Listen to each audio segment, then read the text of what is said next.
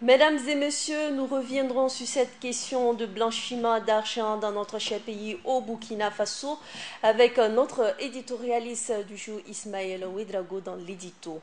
Mais également des associations d'autodéfense Kolwego menacent d'affronter les forces de sécurité dans notre pays. En effet, pour obtenir la libération des 10 de l'heure plutôt, arrêtés par la gendarmerie nationale, plusieurs Kolwego ont convergé donc vers Fada hier où ils ont menacé d'affronter les forces de sécurité si leurs camarades n'étaient pas libérés ce samedi. Alors, les Kolwego sont-ils en train de défier l'autorité de l'État? C'est également la question que nous allons poser à Ismaël Ouedraogo. Bonjour et bienvenue. Bonjour Alida, bonjour à tous.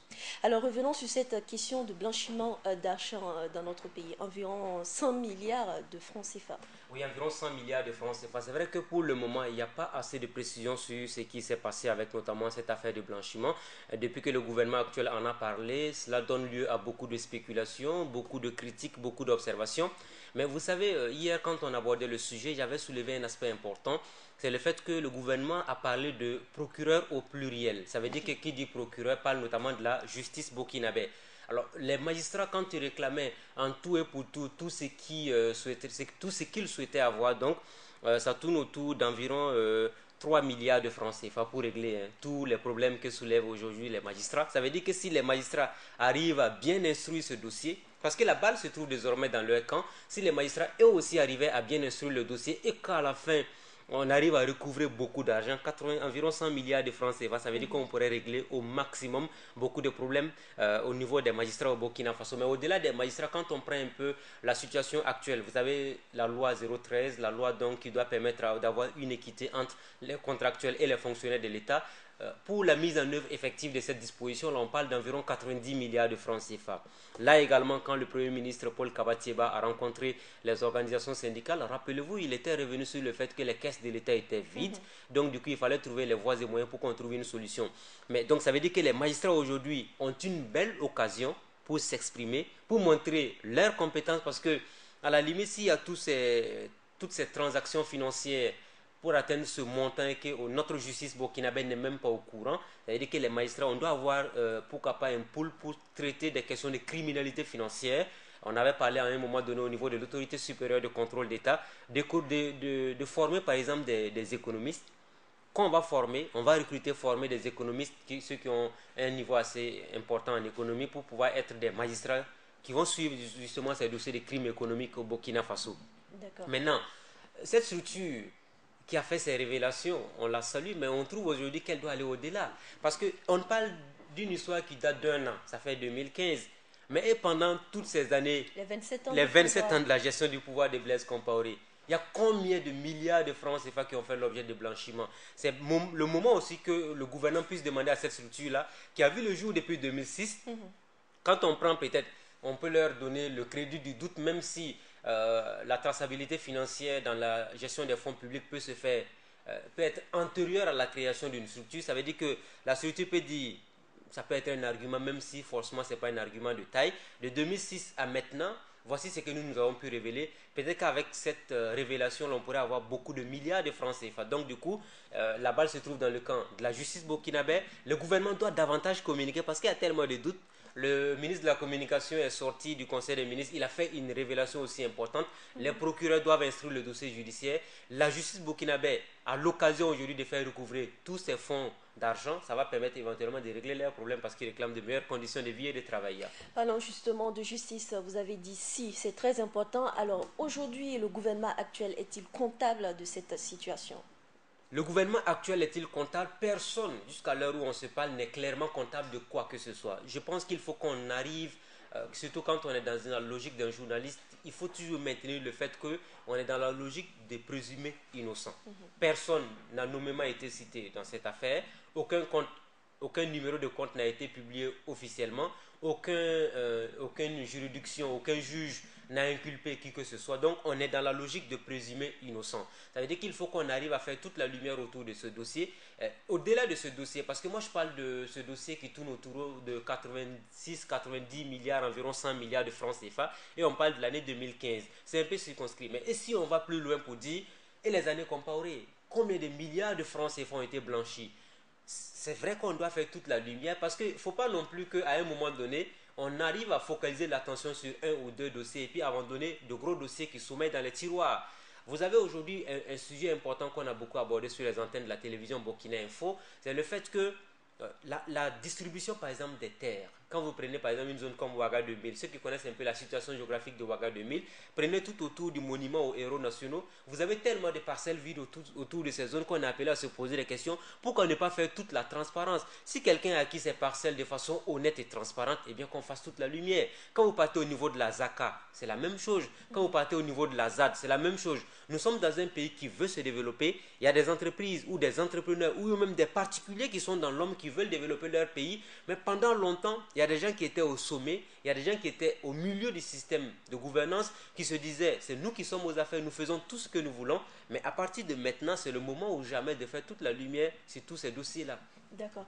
Alors, M. Ouedraogo, nous allons à présent parler de cette situation qui se déroule du côté de Fada, des Kolwego qui menacent d'affronter les forces de sécurité. Pensez-vous qu'aujourd'hui, nos forces de sécurité sont victimes de la force de ces Kolwego-là? Moi, j'ai une conviction, c'est qu'Orléoro ne peuvent absolument rien faire à nos forces de défense et de sécurité.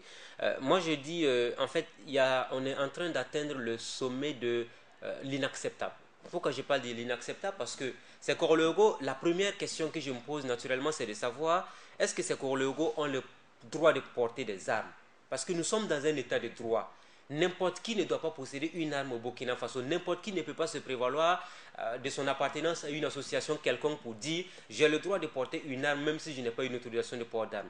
D'abord, le premier élément, c'est de faire en sorte que on puisse avoir des associations légales, des associations qui sont inscrites dans les registres du ministère de l'administration territoriale, de la décentralisation et de la sécurité intérieure. Quand vous parlez de nos forces de défense et de sécurité, les forces de défense et de sécurité, leur mission principale, c'est d'appartenir. Ils sont des gens qui sont censés respecter les ordres. Simon Compaoré est une autorité civile. C'est une autorité qui a été choisie par le président du Faso, qui a été votée par les Burkinabés. Les forces de sécurité ont l'obligation de respecter l'autorité. Mais ça veut dire qu'aujourd'hui, on a un gros souci. Les forces de défense et de sécurité sont un peu fragilisées dans leur marge de manœuvre par notamment les sorties médiatiques à n'en pas finir de Simon Compaoré, qui est le ministre en charge de la sécurité intérieure du Burkina Faso. Si vous avez un ministre de la sécurité intérieure qui ne se gêne pas tout le temps pour parler de canalisation, de recadrer, alors que c'est une structure illégale qui n'a pas de reconnaissance officielle, il y a nettement un problème à ce niveau-là. Alors, quelques heures après cette menace, le gouvernement n'a toujours pas réagi. Pensez-vous qu'on attend qu'il y ait casse pour réagir, justement? Je pense qu'on ne va pas arriver à ce niveau-là. Simon Compaoré, lors de sa dernière rencontre avec clairement dit qu'il était opportun de sortir sur le terrain, de faire des missions, peut-être aller dans la région de l'Est pour discuter avec notamment les Korléogo. Pour moi, les Korléogo, ce sont des Burkinabés, au-delà de tout parce que ce sont des composantes de notre société. On ne peut rien, en fait, les faire de telle sorte qu'on puisse les enrayer définitivement.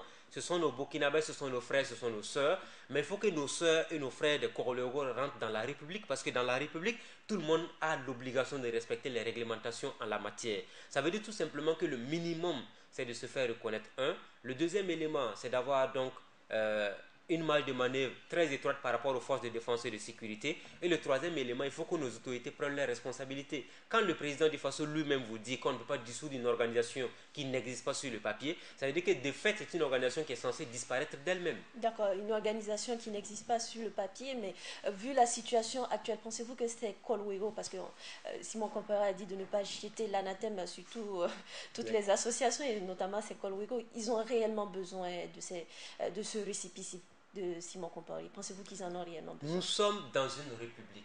La République a ses obligations et ses exigences, tout le monde doit les respecter. Alors, on ne dit pas aujourd'hui qu'il faut prendre un récépissé de reconnaissance pour faire plaisir à Simon Compaoré, qui est le ministre de la Sécurité intérieure, ça n'a absolument rien à voir. Il faut qu'on arrive dans un état de droit à permettre à tout le monde d'être au même pied d'information, au même niveau d'information. Si moi aujourd'hui je suis un citoyen, je suis assis dans mon quartier, on laisse des corologos aller séquestrer des gens, on arrête des corologos et leurs camarades disent qu'ils ne sont pas contents, donc il faut les libérer manu militari, et on a le même la prouesse et l'audace de dire qu'on va s'opposer aux forces de défense et de sécurité, mais je trouve qu'il y a nettement problème. Et si demain matin, le gouvernement se réveille un beau matin, se rend compte que dans tous les quartiers de Ouagadougou, de Bobo, Koudougou et Waïguya, des jeunes se regroupent autour d'une initiative solitaire pour dire nous voulons défendre notre sécurité et nous avons créé des associations de défense, on est armés et maintenant c'est nous qui réunions ici, c'est nous qui faisons la loi. Quand on va attraper un délinquant ou un présumé délinquant, on va le remettre aux forces de défense et de sécurité. On devient dans un no man's land où on n'aura plus d'autorité. Monsieur Ouedraogo, en quelques mots, le rôle que doivent jouer les chefs traditionnels dans cette situation?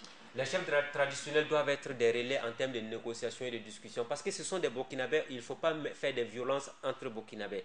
Moi, je pense que le moindre mal, c'est d'éviter les affrontements entre fils de Burkina Faso. On n'en a même pas besoin parce que nous devons tous être orientés vers le processus de développement. Les chefs traditionnels doivent être les relais, ils doivent contribuer à sensibiliser les Corologos pour leur faire comprendre qu'ils ne sont pas dans la logique, il faut qu'on arrive à les recadrer. Recadrer pour moi, c'est de les dissoudre, quitte à ce qu'on les réutilise pour la police de proximité à venir. Merci, monsieur Ouedraogo, d'être passé sur ce plateau. Mesdames et messieurs, c'est donc fini pour l'édito du jour. Édito que vous pourrez retrouver sur notre page Facebook burkineinfo.tv.